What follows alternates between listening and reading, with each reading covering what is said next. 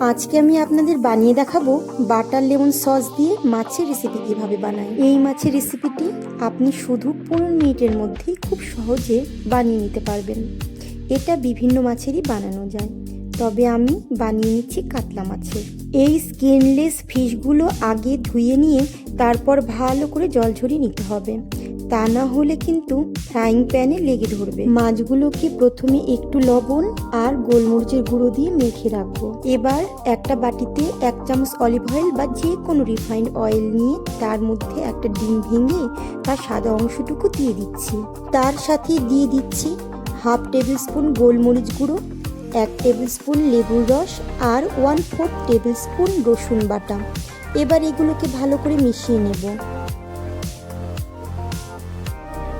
এবার মাছগুলোকে এই মিশ্রণের মধ্যে দিয়ে সুন্দর করে মাছের সব দিকে লাগিয়ে দিতে হবে।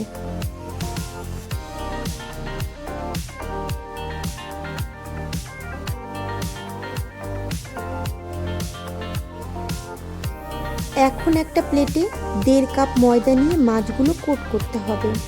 সবগুলো মাছ কোটিং করে ফ্রাইং প্যানে একটু তেল নিয়ে 2 সাইডে ভেজে দিতে হবে।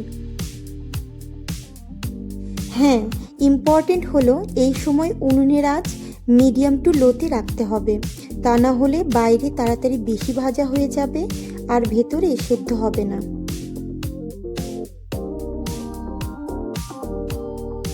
মাছগুলো ভালো করে ভাজা হয়ে গেছে, এখন নামিয়ে নিচ্ছি। এবার আমরা বানিয়ে নেব লেমন বাটার সস। এই সসটি বানানোর জন্য লো আছে একটা কড়াইতে 1 টেবিল স্পুন লেবুর রস নিয়ে নিচ্ছি।